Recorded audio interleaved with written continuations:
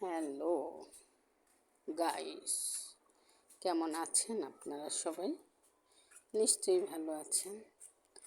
দেখুন আমি কি করছি, আজকে আপনাদের মধ্যে বিকালের নাস্তা রেসিপি নিয়ে চলে এসেছি। এখন আমি 2টি ডিম দিয়ে কেক বানাচ্ছি। দেখুন 1 কাপ আটা দিয়েছি, 1 কাপ সয়াবিন তেল দিয়েছি, 1 কাপ চিনি দিয়েছি। এটা অনেকক্ষণ ধরে ফেটাতে হচ্ছে। ফেটাতে যত ফেটাবেন তত আপনার কেক সফট হবে, সুন্দর হবে, খেতে মজাও হবে। দেখুন ইচ্ছা মতন ফেটানো লাগছে, গায়ের জোর যতখানি ততখানি ধরে ফেটাতে হচ্ছে। ফেটাতে দেখেন একটা পর্যায়ে এসে গেছে। সোডা দিলাম, খাবার সোডা দিয়ে দিলাম, ওটাও ফেটাতে হচ্ছে অনেকক্ষণ ধরে। ফেটাতে একটা পর্যায়ে কালার চলে এসেছে। এখন দেখুন অনেক সুন্দর হয়েছে ফেটানো।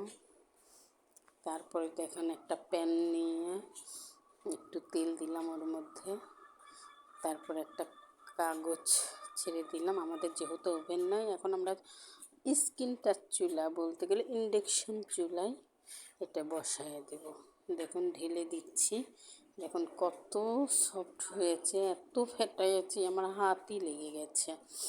তারপরে দেখেন, যাই হোক অনেক সুন্দর ফেটানো হয়েছে, মনে হচ্ছে একটা ঘির মতন চলে আসছে।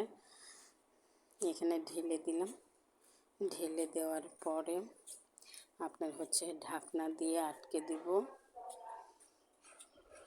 দেখুন ঢাকনা দিয়ে আটকে দিয়ে চুলায় তুলে দিয়েছি। কিছুক্ষণ পর দেখুন কেক হয়ে গেল।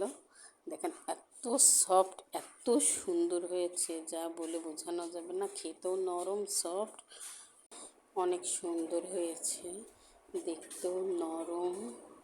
হাতে নিলেই বুঝতে পারবেন আপনারা যে কত সফট হয়েছে। দেখুন কালারটা ইয়ামি হয়েছে, অনেক মানে সফট। দেখুন হাত দিয়েই বুঝতে পারছেন। আমি অবশ্য 1 কামড় নেব। দেখুন খাচ্ছে, এই দেখুন আপনাদের খেয়েও দেখালাম যে কত সফট হয়েছে। আমার মেয়ে ধরার জন্য খুব মানে সে খাবে, খাওয়ার জন্য এখন সে খুব এক্সাইটেড। ওকে, আমার মেয়ের জন্য দোয়া করবেন। আল্লাহ হাফেজ।